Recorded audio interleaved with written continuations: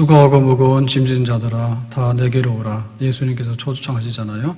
누구를 초청하느냐 하면 수고하는 사람, 무거운 짐을 진 사람. 수고라고 하는 것은 자기가 너무나 힘쓰고 애써가지고 힘든 것.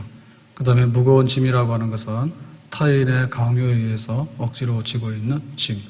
자이든 타이든 간에 수고도 많고 짐도 많은 것이 우리의 삶이 되겠습니다.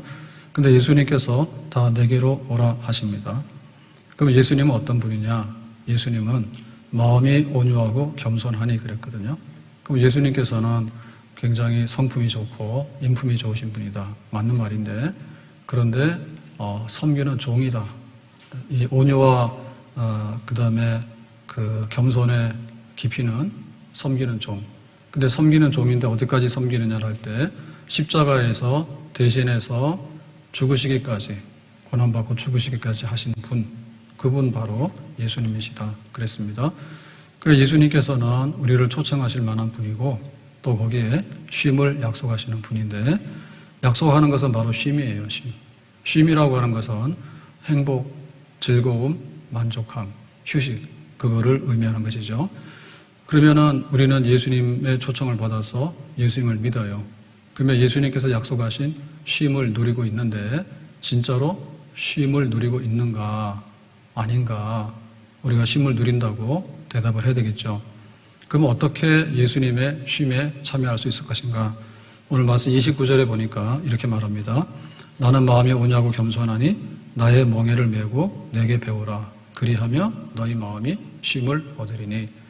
그러니까는 멍에를 메고 내게 배우라. 이런 것이 있을 때 그리하면 내가 약속하는 쉼이 너희 것이 될 것이다. 이런 말이죠. 자, 그럼 여기서 이제 멍에라고 하는 것은 뭐냐면 짐승이 매는 건데, 짐승이 힘이 세잖아요. 근데 힘이 센 짐승이 일을 하려고 그러면 멍에를 매야지 일을 할 수가 있어요.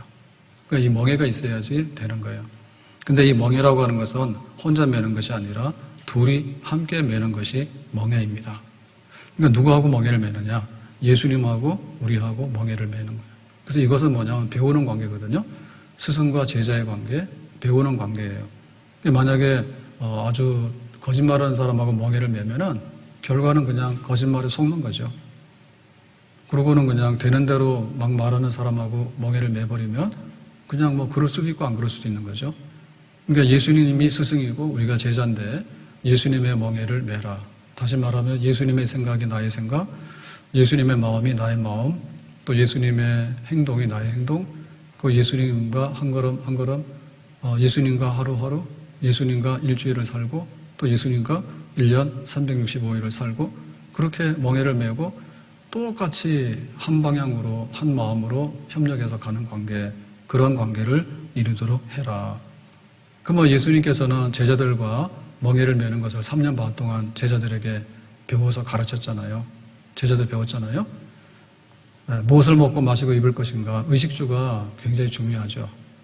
근데 말로만 해서는 안 되잖아요. 그래서 예수님께서 하늘에 나는 새를 봐라. 주인 없잖아. 근데 다 먹고 살잖아. 그리고 들에 핀 백합화를 봐라. 얼마나 아름다운 옷을 입고 있냐. 어디 가서 뭐 옷을 산 것도 아닌데.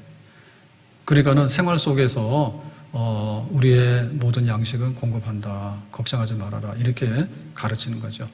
그러면 그것이 뭐냐면 배움이에요. 그 배움이라고 하는 것은 그야말로 예수님과 함께 생활 속에서 체득한 겁니다. 예수님께서 너희들을 용서해라, 용서를 가르쳤어요. 근데 말로만 가르친 용서가 잘 이해가 안 되잖아요. 현장에서 가늠하다가 잡혀온 여자가 있었어. 율법에 의하면 돌로 쳐야 돼. 근데 죄 없는 사람이 돌로 치라, 예수님께서 말씀하셨거든요. 그러니까 사람들이 생각해 보니까 자기도 현장에서만 안 잡혔다 뿐이지 비슷하더라고. 그래서 돌을 내려놨다. 그러니까 이제 이것이 바로 용서다. 70번씩 7번이라도 지은 죄를 용서하도록 해라. 그렇게 용서를 가르치죠. 또 예수님께서 서로 사랑하라고 제자들에게 말씀했어요. 근데 서로 사랑이라는 게 뭘까? 마지막에 6월절 그 만찬에서 식사를 하시면서 예수님께서 수건을 들고 대야에다 물을 담아다가 제자들의 먼지 묻은 발을 씻기기를 시작합니다. 제자들이 깜짝 놀랐죠. 왜냐하면 이건 종이 하는 거거든요.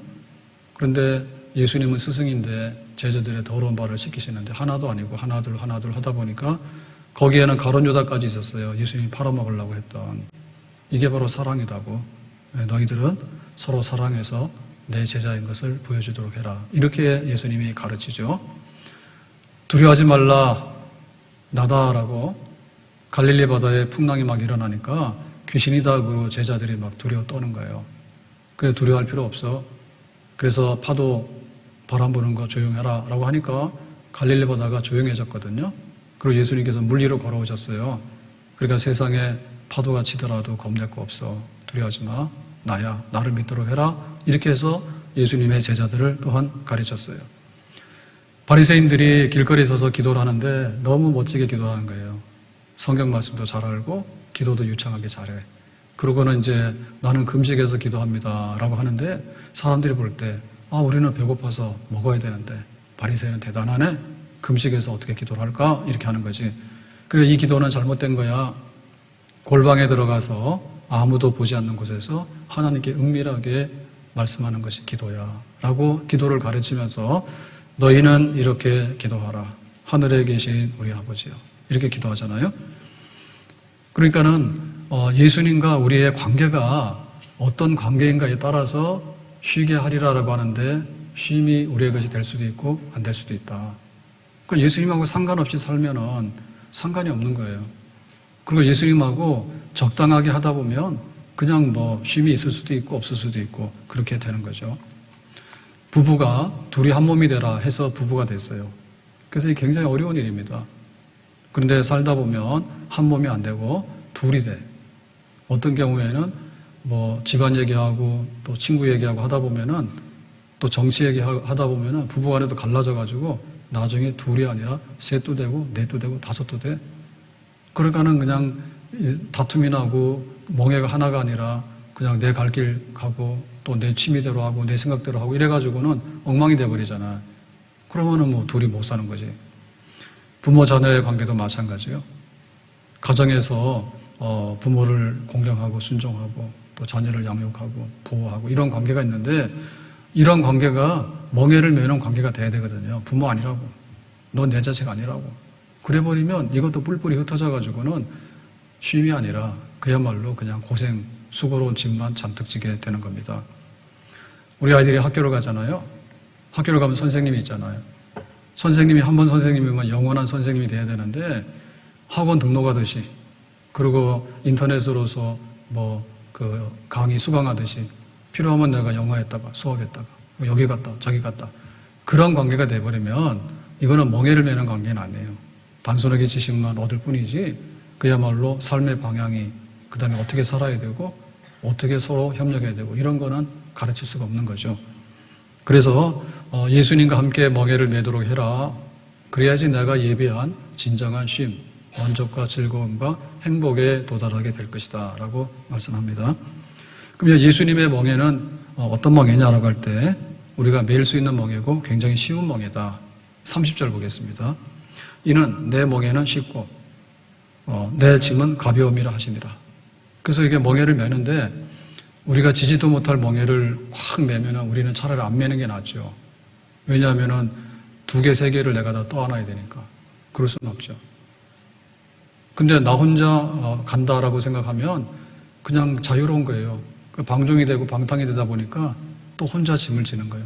그러니까 이 멍에라고 하는 것은 안 맬 수는 없고 매긴 매야 되는데 그런데 매려고 하면은 그 예수님의 멍에는 쉽고 가볍다라고 하는 이 멍에를 매야지 우리가 쉼에 도달하게 되지 멍에를 맸는데 너무 혹독한 것을 요구하는 멍에를 매다 보면 차라리 안 매는 것보다 못하죠. 그래서 예수님의 멍에는 쉽다 특징이. 왜 그러냐 첫 번째 십자가의 은혜와 믿음의 의이다 그랬습니다. 포도원 품꾼 비유가 있어요. 그래서 포도원의 주인이 일을 시키는데 오늘 일당 일꾼 들어오세요. 그래서 9시에 와서 일을 했어요. 그 다음에 또 부르니까 10시에 와서 일했어요. 또 부르니까 12시에 와서 일했어요. 그래도 모자라가지고 오후 3시에 불렀어요. 근데 나중에 오후 5시에도 불렀어. 그래가지고 일 끝나는 시간이 오후 6시입니다. 주인이 와서 줄 서세요. 오늘 일하신 분들 수고했어요. 내가 약속한 품삯을 주겠어요. 한 데나리온 주는 거예요. 그 9시에 와서 일한 사람이 한 데나리온을 받으니까 고맙죠. 오늘 열심히 일하고 약속한 거 받았으니까. 근데 10시에 온 사람도 한 데나리온을 주고 12시에 온 사람도 한 데나리온을 주는데 오후 5시에 와서 일하는 척 했는데 오후 6시에 끝나버렸거든. 이 사람에게도 한 데나리온을 주는 거야, 주인이. 그래가지고 이제 이 9시에 온 사람이 따졌어요. 이거 뭐 잘못된 것 같다. 나는 지금 9시간 일했는데 이 사람은 1시간밖에 일하지 않았다고. 그럼 왜 똑같이 주냐고. 문제 있다고 그랬더니 주인이 하시는 말씀이 아무 문제가 없다. 9시에 와서 일한 거는 약속이니까 내가 지킨 거고, 오후 5시에 부른 거는 그냥 내가 이 사람에게 뭔가 주고 싶어서 불렀다고. 가족들이 하루 품삯이 없으면 굶어. 그러니까 주인이 볼 때, 아유, 내가 넉넉하니까 일할 마음이 있으면 오후 5시도 오면 내가 하루 일당을 주겠다. 그게 바로 은혜거든요. 후하게 주는 거예요. 거기에 대해서 우리가 불만할 필요가 없는 거죠. 그러니까 예수님의 십자가의 사건은 바로 은혜예요, 은혜. 우리가 하나님 앞에 쓸 수 없는데 우리의 죄값을 예수님이 대신해 주셨어. 그러니까는 십자가 앞에 나가는 자, 믿음으로 나가는 자에게는 더 이상 하나님께서 묻지 않으셔. 너의 공로가 뭐냐? 너의 그 의가 뭐냐? 혹은 네가 가지고 있는 장점이 뭐냐? 내가 너를 선택해야 되는 특별한 이유가 있느냐? 이런 거를 묻지 않는다. 그냥 거저 주시는 은혜로 우리를 대해 주신다. 그러니까 이게 쉬운 거죠.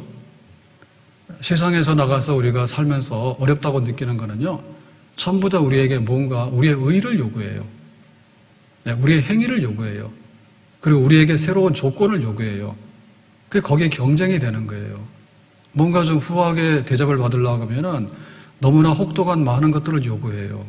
그래서 우리가 거기에 미치지 못하기 때문에 수고롭고 무거운 짐을 지고 있는 거죠.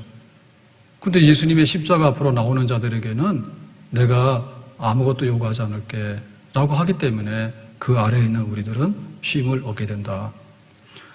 세상에 그 경쟁이 굉장히 많은데 뭐 학교 들어가기 어렵죠. 그 다음에 또 취직하기 어렵죠. 그럼 또 취직해가지고 또 경쟁해가지고 자기가 승진하기 또 어려웠죠. 그 가는 길마다 우리가 선택을 받아야 되거든요. 그런 게 힘든 거예요. 만약에 이게 그 종교적인 면에 있어서도 많은 것을 요구한다 그러면 사실은 우리는 종교적인 것도 힘들어요. 기도를 뭐 엄청 많이 하라든지 혹은 뭐 성경을 엄청 많이 읽으라든지 그것이 우리의 조건이 된다 그러면 우리가 예배드리러 못 오죠. 일주일 내내 기도도 안 하고 성경도 안 읽고 왔냐? 들어오지 못해 라고 한다면 우리 못 들어오는 거 아니에요. 근데 우리가 마땅히 하긴 해야 되지만 그것이 조건이 될 수는 없는 거죠. 나는 예수님의 이름으로 십자가의 은혜 앞에 나왔습니다라고 할 때 하나님께서는 거저 주신 은혜로 우리를 받아주시는 줄로 믿습니다. 바울이 3차 선교까지 합니다. 그러면은 바울이 선교할 때 고생을 얼마나 많이 했어요. 그 이동하는 거리, 그 다음에 막 감옥도 가게 되고, 때로는 배도 고프게 되고, 때로는 병도 나게 되고. 근데 그 바울이 그런 그 선교를 하면서 하나님 앞에 했던 그 모든 일들이 무거운 짐이냐? 무거운 짐이라고 안 해요. 자기가 힘들고 고생을 했지만은 나의 나 된 것은 오직 하나님의 은혜입니다. 하나님이 나를 죄인인데 용서해 주시고 또 하나님이 나에게 특별히 사도라고 하는 직분으로 불러주시고 그래서 이방인의 사도로서 일을 하게 해주시고 그러니까 그것이 너무 과분한 겁니다. 그러니까 수고했지만은 이것이 너무나 무거워서 지지도 못할 겁니다라고 불평하거나 불만하는 이유는 이 바울에게 없는 거죠. 탕자가 아버지 집에 돌아왔어요. 돌아올 때 너무나 미안해가지고 마음에 각오했습니다. 내가 아들은 아니더라도 집에서 종은 되겠다. 허랑방탕해서 아버지 재산을 다 상실했잖아요. 근데 아버지는 살진 송아지를 잡아가지고 아들을 너는 종이 아니고 아들이라고 다시 확인해줬어. 그러니까 아들이 집에 돌아왔을 때 어때요? 마음 편하죠. 그게 바로 쉼이죠. 그 아들이 한 행위를 요구하는 게 아니라 그냥 너는 내 아들이기 때문에 내가 여전히 너에게 사랑으로 줄 마음이 있어. 이렇게 대하니까 집에 와서 마음 편하게 쉴 수가 있는 것이죠. 마리아가 옥합을 깨고 향유를 부어서 예수님의 발을 씻습니다. 제자들이 난리가 났어요. 그 수천만 원 하는 비싼 향유를 함부로 쓰느냐. 더군다나 물로 발을 씻으면 되는데 향유를 부어가지고 씻느냐고 그랬거든요. 그러니까 제자들이 막 뭐라 하니까 예수님께서 말씀하시기를 아니라고. 이 마리아가 용서받은 죄가 너무 크기 때문에 그러니까 내 것을 드리더라도 아깝지 않다. 그런 마음으로 드렸다는 거죠. 그래서 우리에게 십자가의 은혜가 있으면 쉼을 얻게 됩니다. 나같이 연약하고 나같이 미련한 사람을 주의 자녀 삼아주셨는가. 그리고 수고롭고 무거운 짐을 지고 있지만 여기에 하나님의 은혜 역사가 있는가라고 할 때 있다라고 하면 그것이 힘들지 않은 거예요. 힘들지 않은 거예요. 내가 밥상에 앉아가지고 내가 땀 흘려서 노동했기 때문에 먹는 거다라고 하면 뿌듯하겠죠. 근데 그러면 또 걱정이 생기잖아요. 내가 또 일을 해야 되고 만약에 이 노동력을 상실하게 되면 어떻게 하나 이런 생각이 있잖아요. 그러니까는 먹고 사는데 짐이 있는 거예요. 근데 내가 수고는 했지만 일용할 양식이 있다라고 하는 것이 하나님 은혜라고 생각하면 그게 밥상이 쉬운 거예요. 그러니까 진수성찬이라서 내가 이렇게 만족하고 행복한 게 아니라 비록 진수성찬이 아니라 하더라도 이것이 하나님의 은혜네라고 생각하면 쉽다니까요. 쉽다고. 수가성의 여인이 남자가 5이었잖아요, 남편이. 근데 예수님 만나가지고 예수님이 메시아입니다. 그걸 발견하면서 이제는 다시는 목마르지 않는 샘을 줄 것이다. 알겠습니다. 그러니까 이 여자는 그 우물에 나오는데 사람들이 있을 때 나오는 거 꺼렸어요. 왜냐하면 자기는 그런 생활을 하고 있기 때문에. 근데 예수님 만나고 나서는 신나는 거예요. 상관없어. 나는 부정한 여자가 아니라 예수님께서 나를 다 인정해 주셨기 때문에 그런 거죠. 그래서 정말 내가 모든 것을 내려놓습니다라고 할 때 예수님의 십자가가 있다라고 생각하면 나의 조건과 또 나의 모든 행위나 나의 모든 공로나 이런 것들을 배제하고도 주님께서 나에게 넉넉히 대하신다. 그러니까 우리는 조건을 만족시키기 위하고 우리의 행위를 더 이렇게 가치 있게 만들기 위해서 그렇게 많은 노력을 했잖아요. 설령 노력을 하더라도 그 노력이 그냥 내가 진액을 짜서 하는 것이 아니라 하나님의 은혜이기 때문에 나는 이렇게 살고 있습니다라고 하게 되면 그런 수고로움과 무거운 짐에서는 벗어날 수가 있는 것이죠. 은혜, 십자가의 은혜의 역사가 우리에게 있는가? 그래야지 우리가 쉼을 얻는단 말이에요. 십자가 은혜 앞에서 내가 하나님 앞에 자녀 삼아서 하나님 앞에 나갈 수 있는 백성이 되었는가를 내가 보장받으면 그 세상의 수고나 무거운 짐에 대해서 많은 부분 다 내려놓을 수가 있어요.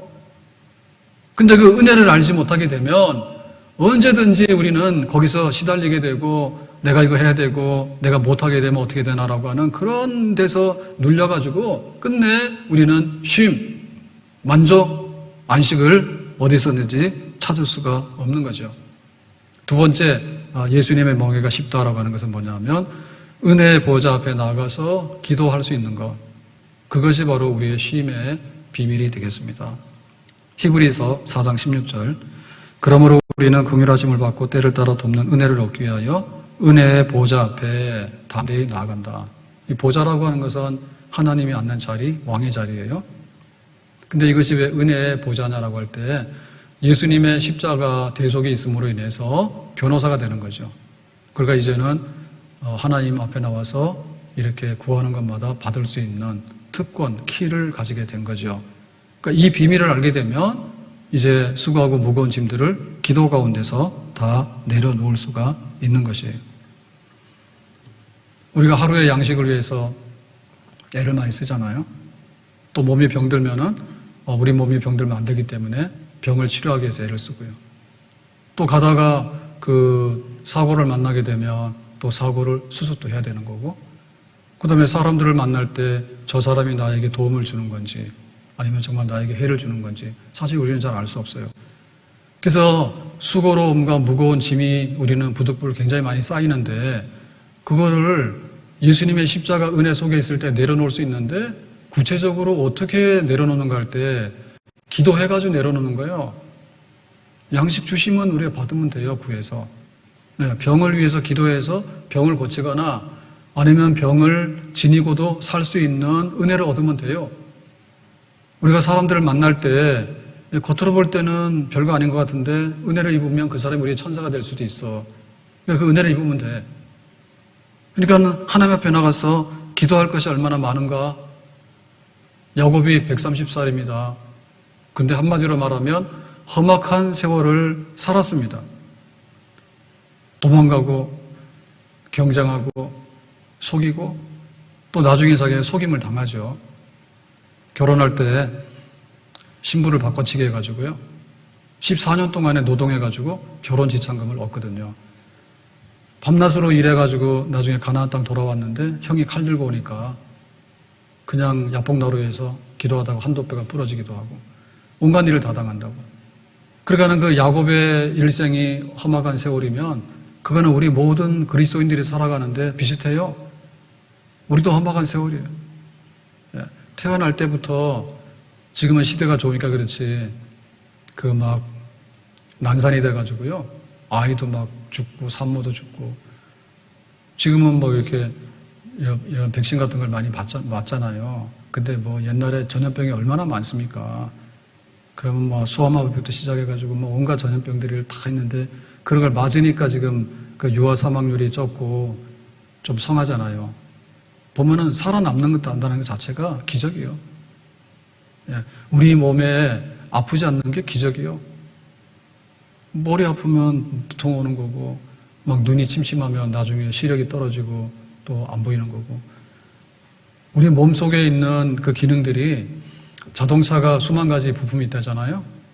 자동차가 가긴 가는데 그게 더 이상의 기능은 없거든요. 자동차는 이렇게 운전해서 가는 것이지 자동차가 바보라는 건 아니잖아. 근데 사람은 뭐 밥도 하지 온갖 것 다 하는데 우리 안에 들어있는 부품들이요 얼마나 많은지 몰라요. 그 많은 것들이 하나도 고장이 나잖아요. 고장이 나면은 다 나중에는 망가지게 되고 나중에는 통증과 고통으로 찾아오게 되고 나중에는 장애로 찾아오게 되는 거예요. 그러니까 그것이 우리 인생이에요. 그래서 수고하고 무거운 짐에서부터 벗어나려고 그러면 십자가의 은혜의 보좌 앞에 나가서 입을 넓게 열어서 기도하는 거 해야 된다. 하나님, 내가 뭐 연봉이 막 1억이 되는 직장에 들어가는 것이 기도 끝이 아니고 거기 가서 잘 지내야 돼. 그건 또 다른 일이에요. 우리가 그 재직 기간이 있잖아요. 스님들은요, 죽을 때까지 그냥 있는 거예요. 근데 우리는 안 그래요. 정년에서 나가라고 그러고, 정년 전에도 나가라고 그러고, 그리고 막 경쟁이 치열하다 보면은 금방 막 사업도 무너지게 되고, 직장도 그렇습니다. 뭐 대학원 나오고 막 박사가 되고 막 그랬는데 나중 가서 실제로 일하는 기간을 보면요, 막 10년도 안 돼요. 그러니까 우리의 그 삶에 지고 있는 짐들은 너무너무 변화무쌍하고 알아차릴 수가 없어. 그러니까는 그것들을 기도 가운데서 하나님 앞에 가져나가는데 예수님의 이름으로 우리가 은혜의 보좌 앞에 서게 됐잖아. 그러니까 부지런히 내려놔야 되죠. 한나는 어떤 여자입니까? 아들 없어가지고 죽을 여자예요. 나는 마음이 슬프다 했어. 한나는 다 가졌지만 아들이 없으니까요. 세상이 캄캄해 보이는 거예요. 슬퍼. 그래서 하나님께 나가서 기도해서 아들을 얻게 됩니다. 모세나 엘리야는요. 굉장히 심각한 우울증을 앓았어요. 그 모세는 생명책에서 이름 빼주세요. 엘리야는 로뎀나무 아래에서 죽고 싶어요. 나 죽게 해주세요. 막 그랬잖아. 그러니까 우리가 그 하나님을 섬기는 일도 은혜가 없으면 이게 무거운 짐이 돼가 쓰러지거든요. 모세도 쓰러지고 엘리야도 쓰러지고 그랬어요. 그러니까 우리가 날마다 기도 가운데 셈을 얻어야 돼. 하나님 내가 집사로서 하나님 내가 이런 또 은사가 있어가지고 찬양으로서 내가 교사로서 돌볼 수 있는 그런 은사가 있는데 그때마다 나가서 은혜의 보좌 앞에 나가서 구해야 되거든요. 하나님 찬양할 수 있는 자리에 서게 해주세요. 교사로서 우리 아이들을 가르치는 자리에 서게 해주세요.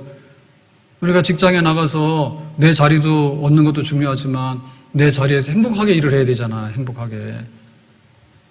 가정에서 부부가 둘이 하나가 돼야 되는데 잘못하면 둘이 되고 셋이 돼버리잖아.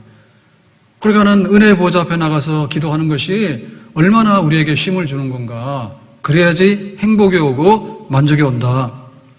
빌립보서 4장 6절 아무것도 염려하지 말고 오직 기도와 간구로 너희 구할 것을 감사함으로 하나님께 아뢰라. 그리하면 평강의 하나님이 내 마음과 생각을 지키시리라. 그러니까 수도 없이 많은 수고로움과 짐이 있지만 하나님께 기도함으로 내놓을 때 거기서 평강, 거기서 쉼이 온다라고 약속했습니다. 우리가 이 약속의 말씀 의지해서 하나님 앞에 기도의 무릎으로 늘 나가야지 될 줄로 믿습니다. 세 번째로 예수님의 멍에는 왜 쉽냐라고 할 때 예수님의 멍에는 하나님께 경배하고 예배드림으로 천상의 복락을 얻을 수 있는 그러한 삶이기 때문에 예수님의 쉼이 우리에게 온단 말이에요. 마음을 다하고 뜻을 다하고 힘을 다해서 하나님을 사랑하라. 그럼 하나님 사랑 어떻게 해요? 하나님 사랑 내가 그냥 하루 내내 사랑하고 그냥 1년 내내 사랑한다 하면 되잖아. 그래서 그건 구체적인 방법 아니거든요. 구체적인 방법은 예배예요. 예배예요. 하나님께 찬양하고 하나님 말씀을 경청하고 또 하나님께 헌신하고 하나님의 이름으로 사명을 받아서 세상으로 나가고 그런 그 예배 시간을 통해서 우리가 하나님을 하나님으로 높이고 하나님을 하나님으로 대우하고 하나님께서 약속하신 우리의 영혼의 복락, 천상의 복락에 우리가 참여하게 되는 거예요. 예수님의 이름으로 신령과 진정으로 예배드리는 시대가 왔다. 예배 안에 진정한 쉼이 있고 안식이 있는 겁니다. 우리 주일이 무슨 날이냐? 안식하는 날이에요. 하나님이 세상을 지으시고 안식했기 때문에 우리도 안식하는 날이고 예수님이 부활하심으로 우리의 구원을 이루신 날이기 때문에 우리가 안식하는 날이고 그래서 이 안식하는 날, 예배하는 날이 있으면 우리에게 쉼이 있다. 하나님이 세상을 지으실 때 여세 동안을 지으시잖아요. 일곱째 날에 뭐 했어요? 안식하셨잖아. 그럼 만약에 하나님께서 하루만에 지었다 그러면 세상이 어떻게 되겠어요? 세상이 그냥 덩어리가 되겠죠. 그러니까 빛과 어두움, 하늘과 바다 이렇게 필요한 것들을 다 하다 보니까 여세가 걸렸잖아. 근데 하나님께서 일곱째 날도 뭐 만드시고 여덟 번째 날도 뭐 만드시고 그래서 안 돼가지고 한 달 동안 뭐 만드시고 그 다음에 1년 내내 만드시고 그러다 보면 세상이 뭐가 되겠어요? 전지전능하신 하나님이 세상을 지을 때 일만 하시면 하나님은 일 중독돼. 그러니까 하나님께서는 여세 동안 충분히 만드신 다음에 일곱째 날 쉬시면서 만든 것을 보면서 하나님 기뻐하시는 거예요. 보시기에 좋았더라. 아, 참 좋으네. 그러고 내가 만든 세상이 하나님께 교제하는 거죠. 해와 달도 나를 봐라. 저기 있는 짐승과 식물들도 나를 봐라. 하나님의 형상대로 지은 인간들 나를 봐라. 그래서 우리들이 하나님의 형상과 그 하나님의 그 모양대로 지음을 받았기 때문에 하나님을 부르면서 찬양하면서 하나님 앞에 나오는 거를 하나님께 굉장히 기뻐하시는 거죠. 그러니까 하나님이 여세 동안 지은 것보다도 일곱째 날 안식하시면서 즐거워하고 만족하는 게 더 크단 말이에요. 그러니까 우리도 여세 동안에 열심히 일하고 살아가는 것도 굉장히 중요하지만 그것보다도 안식하는 날, 예배드리는 날, 하나님 만나는 날, 하나님으로 즐거워하는 날, 이 날이 7날 중에서 제일 귀한 날이에요. 그러니까 이거를 얻어야지 우리에게 쉼에 참여하게 된단 말이죠. 안식일을 지켜야지 쉼에 참여하게 되는 거고 안식일의 꽃은 예배예요. 예배 드림으로 인해서 예수님의 십자가 아래 쉼에 진정으로 참여하게 되는 거예요. 예배 없이 안식 없고 안식일 없이 안식 없고 하나님 없이 안식 없고 만복에 근한 하나님 온 백성 찬송 드리고 저 천사여 찬송하세 찬송 성부 성자 성령 만복에 근한 하나님 이 찬송 속에 모든 것이 들어있잖아요. 하나님께서 계시는데 하나님 그분이 세상의 주인이고 하나님 그분이 우리 생사복의 주인이시고 하나님께서 모든 복을 가지고 계시면서 우리에게 복을 이렇게 나눠주시면 우리는 받는 백성들입니다. 온 백성 나와서 하나님께 찬양을 드리고 천지를 지으신 하나님 독생자를 보내셔가지고 우리를 사랑하시고 구원하신 하나님 우리에게 성령을 부어주신 하나님 하나님을 찬양하고 천사들도 찬송하고 천한 몸을 모든 것이 하나님을 찬송하고 예배하자. 그런 복된 날, 진정으로 쉴 수 있는 날, 왜 이날이 빨간 날이 돼버렸냐? 왜 이날이 공휴일이 돼버렸냐 말이에요. 놀고 먹고 마시고 잠자고 여행 가고, 그것이 안식하는 날은 아니죠. 하나님을 만나는 날, 하나님께 예배하여 경배하는 날, 거기에 이 세상에 쉼이 있고 안식이 있다니까요. 사람들이 전쟁하잖아요. 전쟁에서 나오는 게 뭐예요? 하면 안 돼요. 대충 해서 하다 안 되면 말싸움 정도 하다가 말아야 돼. 근데 막 폭격해가지고 막 핵폭탄 터뜨려가지고 다 죽이거든요. 이 세상이 어딜 갑니까? 만약에 하나님이 계시니 각 나라들이 자기들 그 주장 때문에 좀 이렇게 막 다투고 이런 게 있더라도 우리나라도 마찬가지죠. 계층 간에 갈등이 있고 사람들의 생각이 다르기 때문에 의견도 다르고 그런 게 있잖아. 그런데 하나님이 계시니 그 안에서 우리가 안식하고 예배하면서 한번 생각해 보자라고 하면 죽도록은 안 싸우거든. 근데 세상은 그냥 맹목적으로 싸우는 거예요. 하나님 없기 때문에, 안식 없고 예배 없기 때문에 통제 안 돼. 우리가 굉장히 번영하고 있거든요. 많은 부분 누리고 있잖아요. 근데 지구의 종말이 다가오겠다고. 왜냐하면 여세 동안 일하면 그 다음날 쉬어야 되는데 안 쉬어. 6년 동안에 일을 하면 7년째는 쉬어야 되는데 안 쉬거든요. 그러고는 막 화학 비료를 줘가지고 계속해서 농사를 하고 억지 농사를 하고 하다 보니까 나중에는 그 막 환경 오염도 될 뿐더러 그 오는 후유증이 얼마나 큰지 몰라. 그러니까 쉼을 얻어야지 모든 것이 행복과 즐거움으로 오게 되는데, 쉬지 않고 얻어내는 것은 짧게 보면은 이익인 것 같지만 멀리 놓고 보면은 완전히 망하는 길이거든. 그래서 이 세상이 너무나 과열되는 겁니다. 우리도 너무 과열되는 거예요. 그러니까 내가 하고 있는 게 있는데 사실 그것은 하나의 작은 목적이지 최후의 목적이 될 수가 없어요. 내가 농사하면서 농사하고 고기 잡으러 가고 집에서 가사일을 돌보고 하잖아요. 근데 최후의 목적은 뭐냐면 하나님께 영광을 돌리고 하나님으로 즐거워하는 거라니까. 그래 거기서 쉼이 있다니까요. 그냥 일방적으로 가는 거예요. 돈 벌고 경제 발전하면 되니까 막 가는 거예요. 쉴 수가 없어요. 쉴 수가 없어요. 문명이 발전하는 거하고 쉬는 거하고 다른 거예요. 그래서 하루 24시간을요 8시간씩 3교대 해가지고 24시간 일해버리는 거예요. 24시간 일해버리는 거예요. 나중 가서 보면 모든 게 너무 과로돼가지고요 부러지고 망가지거든요. 그 사회 시스템 자체가. 그게 좀 여유가 있어서 부스러기가 막 떨어지고 이래야 되는데 뭐 싹싹 긁어가가지고 돈 1원 차이가 나면요 가서 근로가 줄 서지 사람들이 안 가거든요. 사실 그럴 필요는 없거든요. 생각해보면. 그래서 우리 인생의 목적을 바로 하는 거죠. 그래야지 우리가 쉼이 있다니까요. 즐거움이 있고 우리의 만족이 있단 말이에요.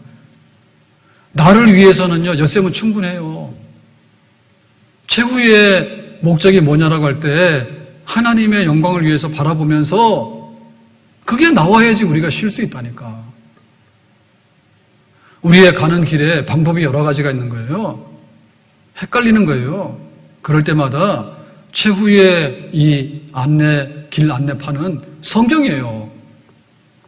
그 예배 시간을 통해서 하나님 말씀을 듣는 거예요. 그러므로 인해서 그 모든 것이 그 안에서 녹아내리는 거예요. 얼마나 많은 정보, 얼마나 많은 지식들이 쏟아져 나옵니까? 서로 옳다 하잖아요.